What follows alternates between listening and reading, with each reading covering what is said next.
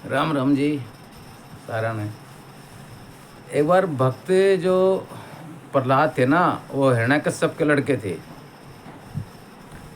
तो उनके पिता एक राक्षस थे, लेकिन उनमें धर्म की भावना कैसे जागी, मैं उसको बता रहा हूँ। थोड़ा याद आ गया आज मेरे को। ये भी हमारी नानी ने बताया हुआ है। देखो, इससे ये देखो आप, ये सच्ची बात है और यही शास्त्रों में लिखी है, यही किताबों में लिखी है, धर्म की पुस्तकों में लिखी है।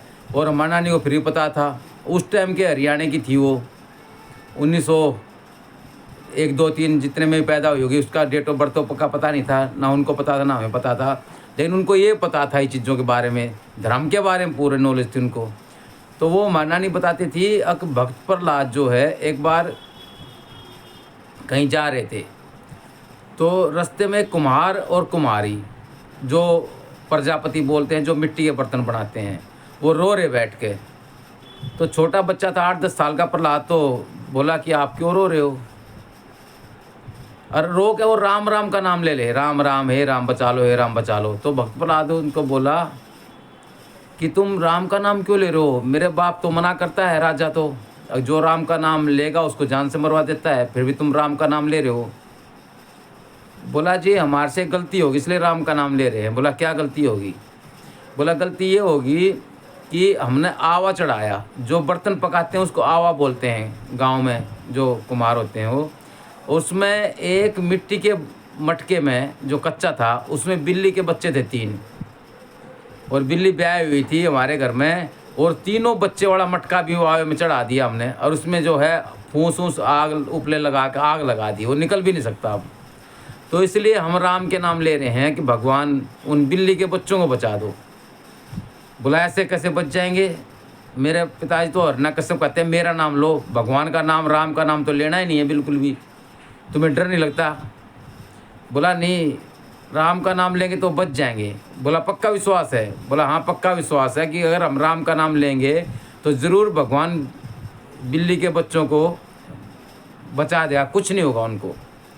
तो भक्त प्रहलाद ने सोचा, भक्त प्रहलाद ने, कि कमाल हो गया, राम का नाम लेने से जो आवे में बच्चे चढ़ गए हैं मटके में जो कच्चे में, और वो आग लगी हुई है, और 7 दिन में आवा पकता था। पहले पहले आप किसी कुम्हार से पूछ लो, जिसके गांव में जाओगे तो 7 दिन में आवा पकता था।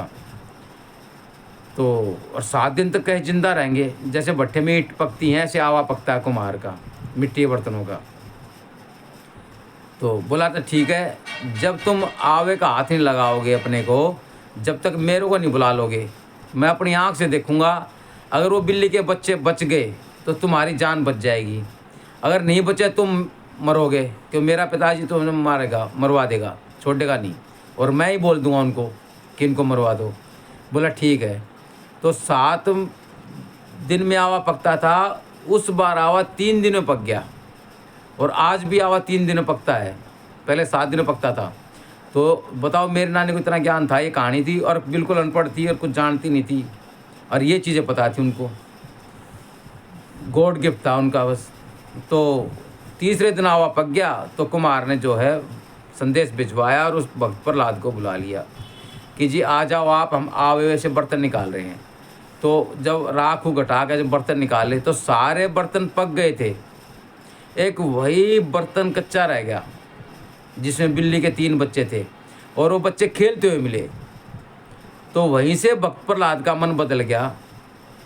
उसका पहला स्टेप था ये भगवान की भक्ति का, कि देखो भगवान राम का नाम लेने से, प्रभु का नाम लेने से सारे आवे के बर्तन कच्चे से पक गए हैं, और एक सिर्फ वही बर्तन रह गया है, उसमें बिल्ली के बच्चे खेलते हुए मिले।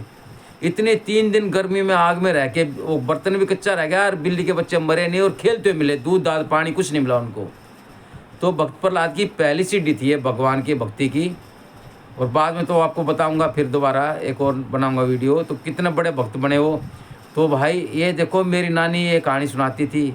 खाली ये जो कहानी में वो एक फैक्ट होता था, एक सच्चाई होती थी, एक उसकी थीम होती थी, एक उसकी जो है नींव ठोस होती थी उसकी, कि ये फोकस नहीं होती थी जो बोगस कहानी सुना दी ऐसे नहीं, या घुमा फिरा के।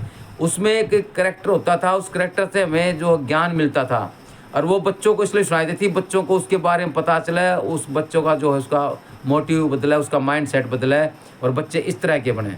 तो ये बड़े बूढ़ों ने कहानी बनाई थी। जो आजकल ये जो है संस्कृति ख़त्म हो गई है। आजकल तो भाई किसी को कहानी पता ही नहीं है। भाई नए कपड़े पहने, मॉल में जाना, फिल्म में जाना, पीवीआर में जाना, फिल्म घूमना 24 घंटे ही है। और ये दुनिया भर के नाटक देखने जो टीवी में आते हैं आजकल, दुनिया भर के फैमिली वाले, इधर से उधर की बकवास। तो आजकल तो यही चीज़ पता है, घर के लड़ाई झगड़े, टेंशन परेशानी, वो उसको देख के खुश नहीं, वो उसको देख के खुश नहीं, वो उससे चिढ़ रहा है, वो उससे चिढ़ रहा है। पहले ऐसा नहीं था। पहले एक दूसरे में प्यार होता था, बहुत सम्मान होता था, पैसा नहीं था लेकिन प्यार था।